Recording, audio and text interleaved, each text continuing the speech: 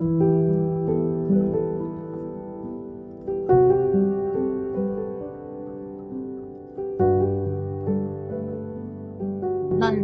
by William Blake. A very bleak poem, a poem almost devoid of hope. It is seemingly simple, but don't let that fool you because it reveals the bleakest areas of human suffering. And it criticizes a new urban world created by mankind, exploiting mankind.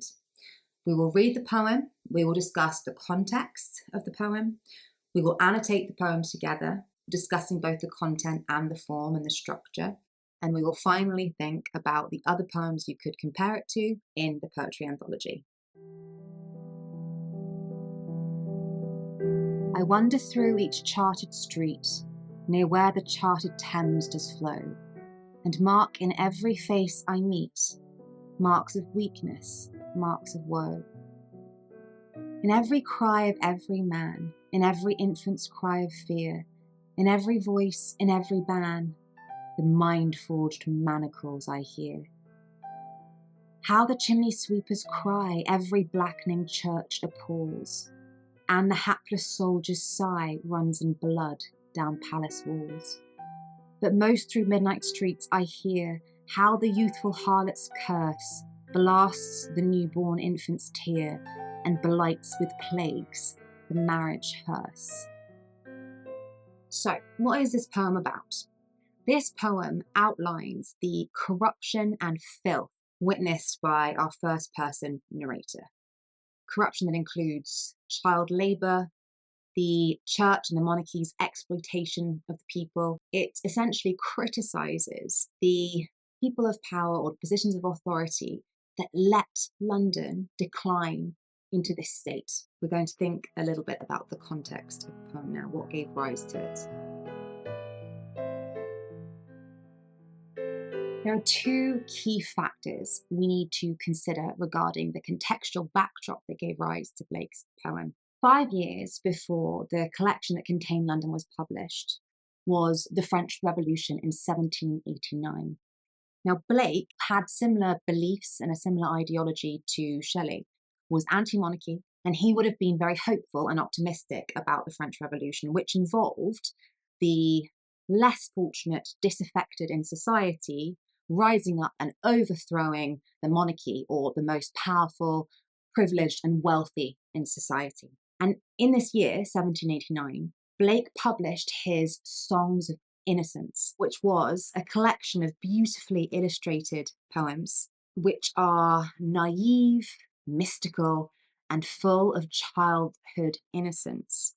Now, in the years after, the French Revolution developed into something more sinister. It became known as the Reign of Terror, and it involved thousands of the upper classes being taken to the guillotine or executed. And similarly, in the years that pass, we see Blake's poetry becoming a lot darker. 5 years after the French Revolution and 5 years after his Songs of Innocence were published, he published the Songs of Experience in 1794, which includes this poem, London. And the Songs of Experience are darker, they're less mystical, they're less naive, they involve more social commentary. The innocence of the earlier collection has been polluted and corrupted, transformed into experience. Most of the poems from the Songs of Innocence have darker counterparts, darker versions in the Songs of Experience. So a famous example would be the lamb in the Songs of Innocence becomes the tiger in the Songs of Experience.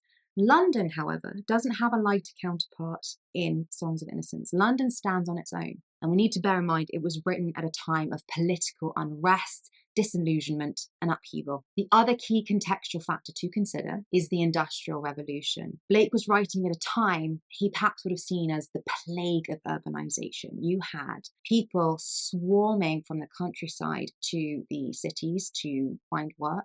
So you had huge migration. The cities, especially London, was expanding at a rapid rate. And this rapidly increasing population led to very harsh conditions for the poor. You had the wealth divide grow hugely as well. So the wealthy grew wealthier, and the poor grew poorer. And in that time, London becoming chartered, like it mentions in the poem, meant that it was divided amongst the wealthy, who profited off the work and exploitation of the lower classes. And it is those lower classes that we are shown in Blake's London. Like Ozymandias, we have this first-person narrator starting with I. Remember, often in poetry, there is a difference between the speaker, the voice we hear through the poem, and the poet. They are not necessarily the same at all. Here, however, we can ask ourselves if this is the voice of the poet himself, because Blake himself is very critical of those who have let London decline in this way. In this first stanza, there are two words that really dominate: chartered and mark. Chartered is reminding us that it is the wealthy and the privileged who own these streets, who have chartered these streets, who profit from the city of London. Blake's disdain almost rings through here because there's a contradiction in a way there that the Thames is a river. The Thames is meant to flow naturally. It's not meant to be chartered. There's something very unnatural about trying to control a river, trying to control nature. And it's this disapproval then of what London has become. And mark in every face I meet, marks of weakness, marks of woe. Mark here is being used as both a verb and as nouns. A mark is not a positive thing. A mark is a stain, a flaw, an imperfection. Here it's showing the effects of the city on the people. A physical stain that is distorting the population. In the next stanza, if you look at the first two words of each line, what is it called when we repeat something at the beginning of a line of poetry? It's called anaphora. Anaphora. Anaphora is a type of repetition, but it has to happen at the beginning of a line of poetry or the beginning of a sentence. So here, not only do we have the anaphora, we have it repeated how many times? 3. This can sometimes is called a triplet. It's sometimes called the power of 3. The fancy name for it, if you want the fancy name for it, is a tricolon, when something is grouped in 3. Remember, it's really important when analysing literature that it is not enough just to identify a technique. You need to address the effect of that technique. How is the writer using it and why? If there's anaphora, like there is a lot of anaphora in this poem, for example, what is the effect of that anaphora? It's to create emphasis, it's to intensify something. What is it meant to intensify? The idea that it's everyone who is suffering, that the suffering is all encompassing. If you have enjambment, it depends on how the poet has used it. It might be that it is trying to highlight or emphasize that bit of the line that's trickled over that's being enjambed. Or it might be to create a sense of flow, to create a sense of continuity, because that might mirror the sense of the poem. It will be specific to that piece of literature, yeah, whether it's a simile, whether it's a metaphor, whether it's pathetic fallacy, whatever it is. Why has the writer used it? How are they using it? What is the effect? Remember, it is not enough just to say, oh, this is a simile, this is a metaphor. How is the writer using it and why is the writer using it? So what's happening here? What is the effect of the anaphora, tricolon, and repetition? Well, it communicates how all-encompassing this suffering is, how far-reaching the suffering is. Everyone is affected by it. So it demonstrates how all-encompassing and widespread the suffering is. That's what the anaphora and the tricolon does. It intensifies this. We've moved from the geography to the people. Notice we've got capitalised man, we've got capitalised infant. Later we've got capitalised chimney sweepers, soldiers, church, palace. The people who were doing the exploiting, the church and the palace, and the people who were being affected.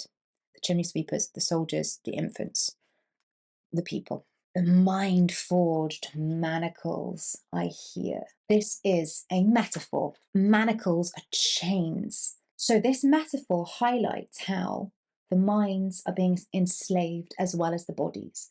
It reminds us as well that it is humanity enslaving humanity. It is the exploitation of those who charter London, who are enslaving the minds of those who are working and living in the harsh conditions of London. The metaphor highlights how minds are enslaved as well as bodies. And notice the last word of this stanza is here. What is the first letter of each line of the next stanza. Here. It spells out the word here. That's what we call an acrostic verse. Don't worry too much about that term. You don't have to necessarily address it, but it's just quite interesting to know that he cleverly has had a wink and nod to this auditory sense. You can hear the cries, the mind-forged manacles, sigh of the soldiers. There's all this auditory imagery that the speaker of the poem, or maybe Blake himself, can hear the human suffering. How the chimney sweepers cry every blackening church that falls. Blake actually wrote a whole poem about chimney sweeps, and chimney sweepers were treated horrendously. They were treated really poorly, and they were normally young boys who were pushed into these cramped, narrow, tiny chimneys with no thought given to their safety. They're treated terribly. And we go on to every blackening church that falls. There we have our first official institution mentioned. The church who is meant to be protecting the chimney sweepers, the church that is meant to be a beacon of light and hope, is the opposite. It's not protecting them. And we see that with this adjective, blackening. The blackening church appalls. And it's all the churches, not just one, every blackening church. The blackening here is both literal because of the pollution of the city, the pollution of the industrialization, but also metaphorically in that it is the corrupting of the church, the corrupting of this institution that is meant to provide solace and comfort. So the blackening here is both literal and metaphorical. And the hapless soldier's sigh runs in blood down palace walls. Notice a lot of this final part of the poem, you have a lot of when the line runs to the next line. Do you know what we call that? We call that when a line of poetry trickles onto the next line. We call it enjambment, and enjambment is used for a reason. In these two lines, for example, and the hapless soldier's sigh runs in blood down palace walls, the enjambment of that line, it mirrors the sense that the image in this metaphor is giving. It mirrors this blood running down the palace walls. This metaphor reminds us that it is the palace's fault, it's the monarch's fault that the soldiers are dying. It's the monarch that's sending the soldiers out to war. And so that enjambment, it mirrors the metaphorical blood of the soldiers and therefore draws attention to the monarch's fault, the monarch's culpability of the soldiers having to go to war. So the enjambment mirrors the metaphorical bloody sigh. The soldier, okay, but again we ask ourselves, well, what is the effect of that? It highlights the monarch's culpability of the soldiers dying. This final stanza, we have the harlot, who is a prostitute, we have a newborn infant, and we have marriage. Every period of life is affected, is corrupted by this city. It's not the harlot's fault. So we have the youthful harlots, newborn infants, and marriage. Just like in every, it's reminding us that all aspects of life are affected by the harsh conditions. And this last bit blights with plagues the marriage hearse. A hearse is the vehicle used to carry a dead body in a funeral. We have this coupling of marriage that signifies new beginnings and hearse that signifies death and the end.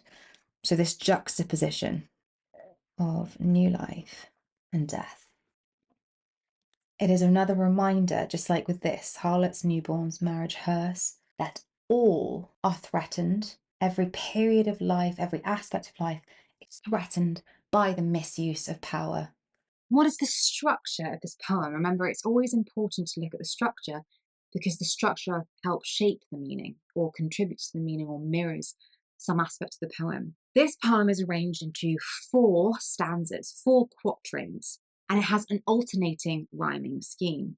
That creates a neatness and a symmetry, which could be interpreted in 2 different ways. There are many different ways to interpret it. As long as you can justify an interpretation, it is a valid one. The neatness could be there to juxtapose the chaos of the poem, to undermine the chaotic effects of the misuse of power in the poems. That could be one way. Another way you could see it is the neatness and how contained it is that you have these 4 4-line stanzas or quatrains with this tight alternating rhyme scheme. It mirrors the constraints placed on the society of the time. It mirrors the mind-forged manacles that everything is neat, tight, and kept in line. Which way do you think? Either of those are a valid interpretation. The point is, they're both a structural element that helps engage with the meaning of the poem. And that's what we need to remember with structure. Which poems in the Power and Conflict anthology could you compare it to? You could compare London to a number of poems. You could compare it to Checking Out the History, in that both explore oppression. But while Blake criticises the establishments such as the church and the monarchy, Agard criticises the colonial education that was forced down his throat and that sought to control his identity and erase the marginalised voices. There is more hope, however, at the end of Checking Out the History, because the narrator iterates how he will be carving out his own identity. He'll be taking control back. So you could compare it to Checking Out the History. You could compare it to Tissue, in that both explore power as the root of suffering and oppression. Darker, however, unlike Blake, offers a solution, in that we shouldn't put as much importance upon material wealth. We shouldn't let it fly us like a kite, as she puts it. You could also compare London to Emigre, because both focus on places that cause suffering and explore how much influence a place can have over the people populating it. In the Emigre, however, place is more metaphorical and symbolic. It could perhaps represent lost childhood, whereas obviously the London in Blake's poem is physical and literal. I hope you found this helpful, this overview of Blake's poem London, and it helps with your revision. It is, as we discussed, a very bleak poem, but the purpose of the poem is to highlight the suffering and the mistreatment of the poor, and to that end, Blake achieves exactly what he set out to do.